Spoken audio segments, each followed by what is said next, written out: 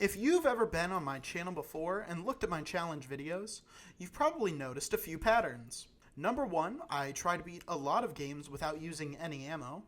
Number 2, I try to beat a lot of games using only pistols, which are usually the designated backup weapon, or have some special gimmick you have to use for them to be good. In Star Wars games, particularly from the early 2000s, the blaster pistol would fit both categories, having infinite ammo but being quite weak. Star Wars Republic Commando is no exception, so I want to find out the answer to the question, can you beat Star Wars Republic Commando with only the DC-15S blaster pistol? Our challenge begins with our quote-unquote birth in a vat on the planet Commando. We play as RC-1138, but that's a boring name, so his friends mostly just call him Boss. However, we are not his friends, so we will not be calling him that. After being born, we go through a montage of RC-1138's early life, including your first combat section, where, unfortunately, you cannot use your pistol. However, this is completely optional, and you can choose not to fire your weapon at all, and the game will skip forward to the next section. We are introduced to RC-1138's squad mates, Fixer, the boring one, Scorch, the funny one, and Sev, the edgy DeviantArt OC. We then load up on spaceships to go to some planet full of termites because the Jedi's called for some exterminators. To be specific, they want one particular termite named Sun Fac who needs to go. Our first objective is to do a cool first-person shooter tutorial and learn the basics of modern warfare. But there's nobody to tell me that switching in my pistol is always faster than reloading, or that my fruit killing skills are remarkable, so I give the tutorial 0 out of 10 stars. We finally get a taste of combat with the pistol, and while it deals with battle droids well enough, it certainly struggles at taking down anything tougher than that. It also has a very slow projectile travel time, so I started having to lead my shots a fair amount. It was here that I started noticing some weird mouse sensitivity spikes, which would plague me throughout the entire 6-hour playthrough. However, my pain was only just beginning. I made the poor decision to play this on normal difficulty at this point, which was certainly doing me no favors because 3 of your 5 weapon slots are just different variations of your DC-17M rifle, so this game is definitely balanced around that instead of this crappy backup pistol. We fight through the trenches up to a bunker where, unfortunately, the game forces you to throw a grenade inside, thus failing the challenge. You cannot beat Star Wars Republic Commando with only the blaster pistol. After that, we link up with Scorch and have him blow some stuff up, which he is weirdly into. He must be on some kind of Republic government watch list. We then call our dad to have him kill a spider for us since we are too scared. Then we go inside and do a sick Call of Duty door breach and link up with my little green friend so we can go slash the tires on the bugs' cars. After that act of property damage, we then murder our way through some more droids and head down to the balcony where we perform a reverse claptrap and descend 1 level to meet up with our friend Sev. Sev is like that one kid who shopped at Hot Topic and had a Discord server where he role-played as a werewolf, but then he actually turned out to be a legit badass. After Delta Squad is finally reunited, we try and fail to make the sun go down early. We then destroy the first super battle droid and give chase through the door to make sure he doesn't get away in his spaceship. Our favorite edgy sniper puts an end to that. After that mission, we are assigned by Clone Advisor 1 to go destroy a droid factory. But first we experience a disruption in communications, so we need to take down a jamming device in order to hear Advisor 1's dulcet tones once more. It was on the way there that we walked straight into a Geonosian egg chamber and were attacked by numerous Geonosian hatchlings. Gross. We then went to the jammer chamber, and we had one hell of a time during this fight. RC-1138 barely survived the fight, and 2 of our boys were incapacitated during. When we detonated the bomb, a few enemies were a little too close to the blast radius and died. I then decided that it wasn't me who killed them by detonating the bomb. It was their own fault for getting in the way of the shrapnel. Good news, Oppenheimer, it wasn't your fault. The residents of Hiroshima and Nagasaki were just standing in the way of the nukes. After that, We were told by Advisor 1 to cross the spire to get into the factory, and this was when we ran into something heinous, something vile, something that would plague me for no end for the rest of this run. The Geonosian Elite. They have a beam cannon on their arm that releases a devastating amount of firepower in a very short amount of time. The consolation for beating them is that you get to pick it up and use this weapon for yourself. However, due to the whole violating the rules of the challenge thing, I cannot use it. These enemies were strong enough that they squad wiped us for the first time, and I had to reduce the difficulty in order to get through. And even then, they were still a major threat to RC-1138 and his children. I also had shot a few explosives with the pistol by this point. I used the justification that the pistol was triggering the explosions, so it would be acceptable. We then cleared some rubble, headed into the air vents, and breached a hole into the wall to find the factory computer. Fixer then hacked into it, uploaded the link to our advisor, and then promptly went down in combat with 2 super battle droids. We were then told to go and destroy some power conduits to shut down the factory. We did this relatively easily, then boarded a gunship to go take down a separatist core ship. Since I ended the stream, but the game had not autosaved when I started the next mission, I then had to take down the power conduits once more, but this was not very difficult, and soon I was at my previous endpoint. Since this was in the era before every helicopter in an FPS game crashed, we arrived close by to the ship and rappel down into a canyon in order to take down the core ship. We then get ganked once more by a Geonosian Elite, who squad wipes us once again. He almost does so a second time, but I am able to resurrect some of my squad mates to use them as cannon fodder. After that ordeal, we encounter a dwarf spider droid on the way to an anti-aircraft bunker, but we take it down with the power of friendship and teamwork, and my teammates throwing multiple grenades. We then head into the bunker to disable the turret, and while closing a window to keep our insectoid foes from harassing us, Scorch mentions his elite hacksaw skills, and it just about makes me die of cringe. We then exit the bunker and cross the rest of the canyon into the core ship, where we make the terrible decision to split up in order to sabotage the ship's critical systems. That way, we can get the launch codes and stop the droids from evacuating the planet.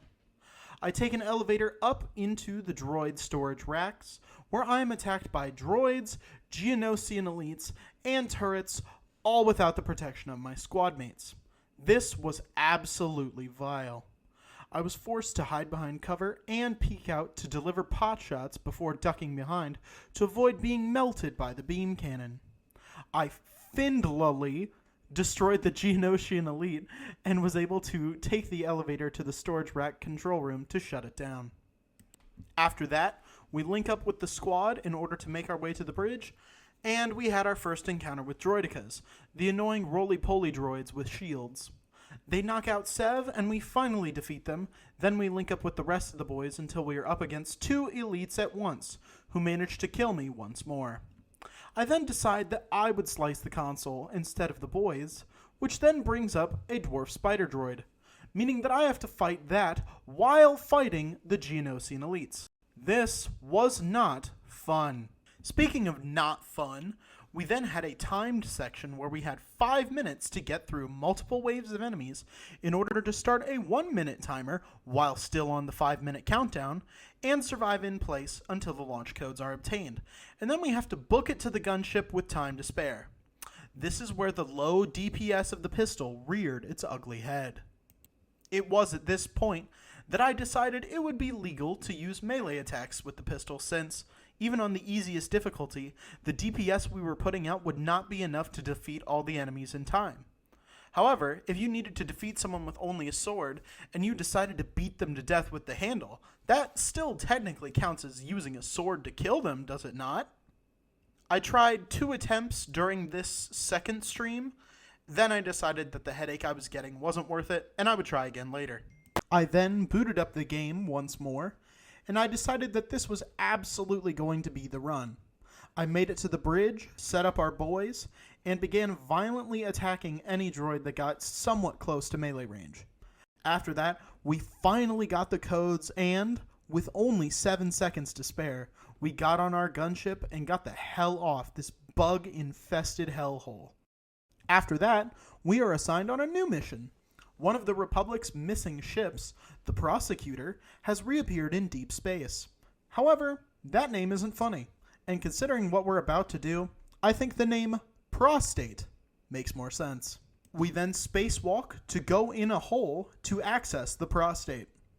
As we make our way through, Scorch's communications are cut off mysteriously.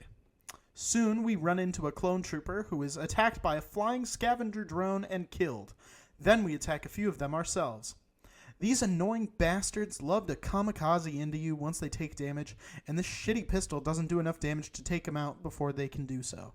They also like to attach to your head and make you stab them a whole bunch to get them off, but I think that only happens once or twice. After that, we link up with Sev and the true culprit of the prostate's disappearance, the lizards in charge of our government. I mean the Trandoshans, a reptilian race of slavers and hunters in perpetual conflict with the Wookiees. This group is a series of scavengers trying to gather valuable assets from this vessel. We then shoot and melee our way through the hostiles on the way to the starboard data core, fighting lizards armed with shotguns, which is not a sentence that would make sense in any other context outside of Star Wars. We then obtain our data, head towards the aft data core, and link up with some surviving clones. Unfortunately, they don't really matter for the plot, so we continue onwards through the ship until we run into lizards that turn the ship's turrets against us, which is not good since they deal a lot of damage to us, emotionally and physically. We then hack into our own set of turrets and can give them a taste of their own medicine, but since the turrets were originally ours, I guess we're technically giving them a dose of our medicine after they gave us a dose of our own medicine. Either way, somebody's abusing prescription drugs. We then gather our last data core and try to link up with our squad. Thankfully, at least one of our squad mates has their phone turned on, and Fixer tells us to meet up with him. En route, we run into the deadliest foe we've met yet, the Trandoshan Heavy. Imagine a Geonosian elite with more health and more DPS. Unfortunately, I'm facing him down all by myself, and it was at this point I decided to break the rules, since I could not peek my head out to shoot him without being killed. Except, after I threw all 5 of my grenades, which did not kill him by the way, he stayed in a corner, and I was able to shoot him in the leg a bunch and defeat him. I probably could have killed him with the pistol, but I didn't. Feel free to dislike the video for that, I understand. I then break the rules again when those damn scav droids jump on my head again, and I have to stab them to get them off. Very unfortunate. However, outside of that, I continue to follow the rules after linking up with Fixer and en route to rescue Sev. We locate our crimson-clad brother-in-arms and head to the brig to go rescue our final brother, who is implied to have shoved the data core up his ass. With our gang reunited, we then head up to the bridge and take out the jamming device so we can call our old buddy Clone Advisor 1, after which we are assaulted by Trandoshan Spec Ops, who aren't really all that different except they have a jetpack that explodes when you kill them. We then have our first encounter with a droid canister, where RC-1138 destroys it with a bomb, and as we decided earlier in the video, it definitely doesn't count because those droids shouldn't have been so close to the very obvious bomb. We then head into the detention center, where the advisor says most of the remaining scaly bastards are, and we hatch a devious little plan. We head over to an air vent and begin pumping toxic fumes into the detention area to choke out the remnants of this reptilian threat. We then do a classic episode 4 reference where we dive into the garbage chute, which takes us into a pile of cloned corpses. Neat! We then travel to the hangar to get rid of the Trandoshan menace once and for all, using their own rocket turrets to destroy their dropship, until a separatist battleship shows up to take its place. We are then forced to flee into the maintenance tunnel to clear out the now invading droids. We go into the adjacent hangar and begin setting up for an attack, and this is where we experience some trouble with the squad assignment button being the same as the interact button. I would try to place a bomb or hack a terminal, and my squad mates would think I was telling them to do it, which would make them leave their positions that had plenty of cover in order to get killed out in the open. Eventually, through the use of explosives, squad mates, and blind luck, we managed to fight them off, and I headed to another hangar to just do it again. This time, I was a little better at making sure my squad stayed alive. I almost got skewered by a malfunctioning speeder, and then we headed into yet another hangar, but this time we get to use an ATTE to even the odds. At this point, since we had to use the walker to take out the droid canisters, and some of them would be caught in the crossfire, I just said fuck it, and said it was okay to blow the droids up with the cannon as well. We then headed into yet another timed section, where we had to get to the gun control station and fight back against the Separatist battleship. And this one was a doozy once more. We had a huge hallway with about 8 turrets, and it was not great. They took out our squad mates repeatedly and ate up a huge chunk of time, but eventually we made it to the gun console and sliced it in time for the guns to fight back against the battleship just in time. After that, we head to the Wookiee planet of Kashyyyk to rescue some fucker named Tarful, who got himself captured by lizards, and when you see him, you're going to wonder how they even managed to pull that off. Like, Jesus, dude, let off the steroids a bit. There's such a thing as too big, you know? We rappel into the jungle and infiltrate the Trandoshan slaver camp, where we are then drawn into an ambush and forced into a maintenance tunnel to escape. We then blow our way through a door after a major firefight in which 2 of our squad mates go down. Then we head towards the prison section, stopping briefly to confirm that the infamous General Grievous is in the complex. After that, we blast through yet another wall to find and rescue Tarful, along with some other Wookiees along the way. We fight through the complex, get to our VIP, try to assassinate General Grievous in order to prevent Episode 3 from happening, fail, and then Delta Squad has to fight one of Grievous's bodyguards. After that, we are sent to yet another Trandoshan camp, this one filled with battle droids. RC-1138 and the boys take out a landing pad, then head to the lower levels to take out a Seppi supply cache and another landing pad. More firefights, more super battle droids, more squad mates going down and us reviving them. You know the drill.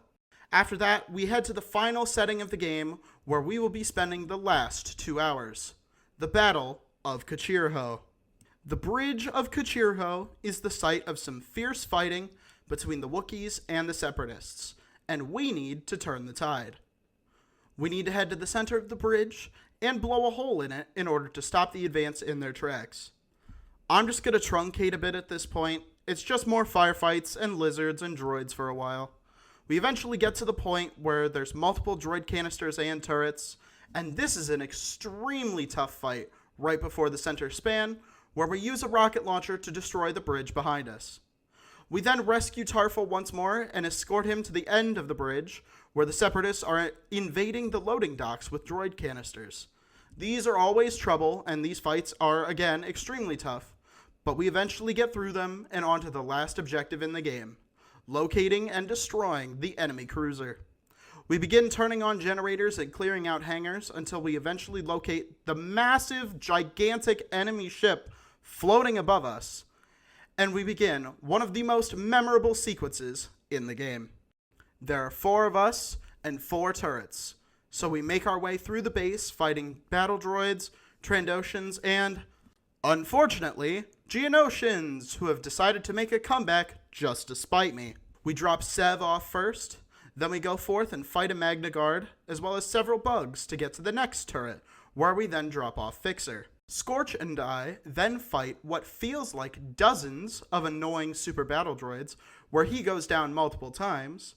Then we fight a dwarf spider droid with just the 2 of us, and we can finally drop off Scorch and head up to our own turret. We fire on the ship and destroy it, and then we are ordered to make a quick exfiltration, completing the mission but unfortunately leaving our edgy sniper boy behind.